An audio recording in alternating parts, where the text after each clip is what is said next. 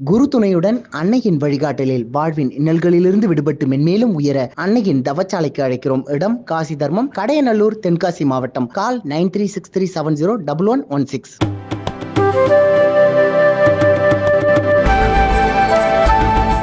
பீகார் பள்ளி தேர்வு வாரியத்தால் நடத்தப்படும் ஆசிரியர்களுக்கான திறன் தேர்வை ரத்து செய்ய கோரி தொடரப்பட்ட வழக்கை உச்சநீதிமன்றம் தள்ளுபடி செய்தது. பீகாரில் இருக்கும் பல்வேறு அரசு பள்ளிகளில் 3,50,000 ஆசிரியர்கள் ஒப்பந்த முறையில் பல ஆண்டுகளாக வேலை செய்து வருகின்றனர்.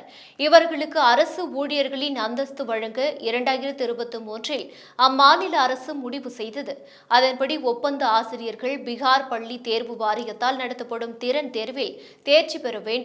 ஒருவேளை ஏற்கனவே பீகார் பப்ளிக் சர்வீஸ் கமிஷன் நடத்தும் ஆசிரியர் ஆட்சேர்ப்பு தேர்வில் தேர்ச்சி பெற்றவர்களாக இருந்தால் இந்த தேர்விலிருந்து அவர்களுக்கு விலக்கு அளிக்கப்படும் என்று அறிவிக்கப்பட்டிருந்தது. இந்த முடிவை எதிர்த்து தாக்கல் செய்த மனுவை பாட்னா உயர்நீதிமன்றம் தள்ளுபடி செய்தது. இதையடுத்து ஒப்பந்த ஆசிரியர்கள் சார்பில் உச்சநீதிமன்றத்தில் மேல்முறையீடு செய்தனர். உச்சநீதிமன்ற நீதிபதி நாகரத்னா இந்த மனுவை நேற்று விசாரித்த போது, வேலை கிடைத்துவிட்ட ஒரு முதுநிலை பட்டதாரியால் சாதாரண விடுப்பு கடிதத்தை கூட எழுத முடியாதா? தேர்வு எழுதுவதற்கு அவ்வளவு கஷ்டமா இருக்கிறதா?